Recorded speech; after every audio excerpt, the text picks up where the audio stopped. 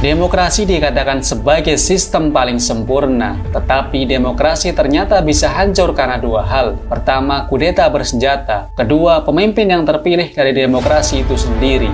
Loh, bagaimana bisa demokrasi hancur karena pemimpin yang terpilih dari demokrasi itu sendiri? Sebagaimana terpilihnya Hugo Chavez sebagai presiden Venezuela, Chavez terpilih melalui jalur halal demokrasi. Memasuki tahun 2007, rezim Chavez semakin represif, menutup media televisi umum, penangkapan lawan politik, hakim, sampai dengan public figure. Maka saat itulah demokrasi mengalami kematian. Demokrasi adalah sistem pemerintahan dari rakyat, oleh rakyat, dan untuk rakyat. Namun pada prakteknya digunakan untuk kepentingan sendiri maupun golongannya, sehingga rakyat mengalami kesengsaraan karena keserakahan para pemimpin otoriter. Oleh karena itu, sistem yang katanya dari rakyat, oleh rakyat, dan untuk rakyat pada prakteknya malah menyengsarakan rakyat, maka sudah sewajarnya kita tinggalkan.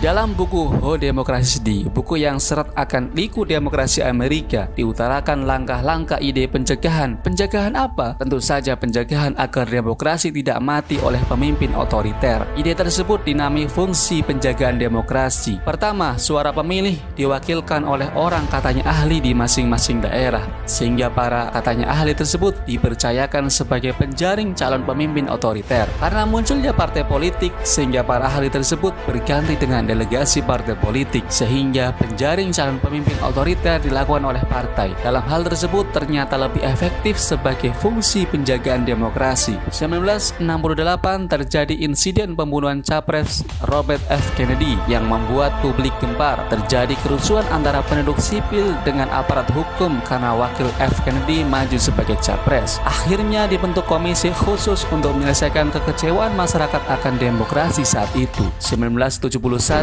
muncullah hasil The Cure for the Ills of Democracy is More Democracy. Suara tidak lagi diwakilkan, melainkan setiap orang memilih hak pilih masing-masing. Beberapa ahli mengatakan hal ini lebih demokratis, namun bisa jadi terlalu demokratis karena fungsi penjagaan demokrasi tidak dipegang partai lagi, sehingga pintu pemimpin otoriter mulai terbuka. Guardrail demokrasi adalah salah satu fungsi penjagaan demokrasi yang termasuk kategori peraturan tidak tertulis. Sejarah perang sipil Amerika menjadikan guardrail demokrasi sangat kuat karena aib masa lalu. Peraturan pertama, toleransi bersama, yaitu partai politik bermain dengan mengikuti aturan konstitusi. Kedua, kesabaran institusional, tidak menggunakan hak kekuasaan untuk memperkosa meskipun secara konstitusi itu legal. Terakhir, demokrasi tidak dapat diselamatkan tanpa adanya massa yang peduli akan demokrasi. Disebutkan institusi hanyalah aturan formal, tanpa adanya inovasi maka dikatakan konstitusi di Philadelphia tidak akan bertahan. Saudara, kita ketahui bersama demokrasi adalah produk sekularisme atau pemisahan agama dari negara. Hukum dibuat oleh rakyat dan untuk rakyat, tapi pada faktanya hukum atau kebijakan dibuat untuk kepentingan penguasa dan pendukungnya. Apa saja ide mempertahankan demokrasi, ide dasarnya tetap sama. Bagaimana kita lihat beberapa hari ini di suatu negeri, kericuhan, kezaliman, dan fitnah terus terjadi. Akankah kita terus percaya dan tetap mempertahankan demokrasi?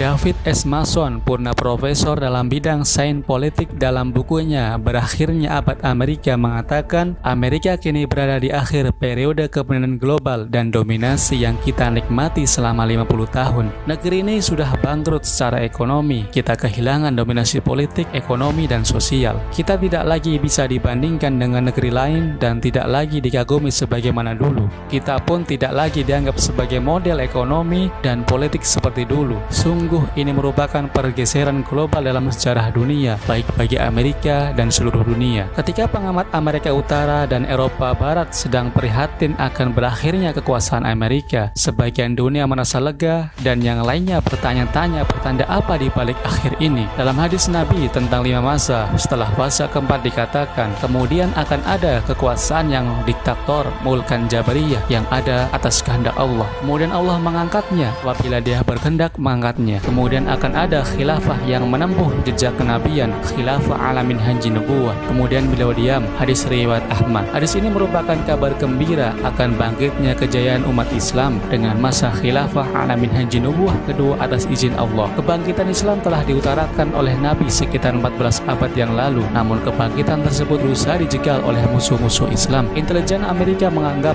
tuntutan umat Islam untuk menginginkan Islam kembali adalah bentuk ancaman terhadap keamanan dan kepentingan Amerika. Henry Kissinger berpidato dalam konferensi Hindustan Times yang kedua di India pada 6 November 2004. Di hadapan para pemimpin negara, ia menyampaikan ancaman itu sesungguhnya tidak datang dari teroris sebagaimana yang kita saksikan pada 11 September. Akan tetapi ancaman itu sesungguhnya datang dari Islam fundamentalis ekstremis yang berusaha menghancurkan Islam moderat yang bertentangan dengan pandangan-pandangan kelompok radikal dalam masalah khilafah Islamiyah. Pensiunan Kepala Angkatan Bersenjata Inggris dan penasihat Perdana Menteri Inggris, Jenderal Richard Dannatt, mengaku dalam wawancara dengan BBC Radio 4 bahwa tujuan di balik perang Afghanistan adalah ada agenda Islamis yang jika kita tidak menentangnya dan menghadapinya di Afghanistan Selatan atau Afghanistan atau di Asia Selatan, maka terus terang pengaruh itu akan tumbuh. Ia juga tumbuh, dan ini adalah poin penting. Kita bisa melihatnya bergerak dari Asia Selatan ke Timur Tengah ke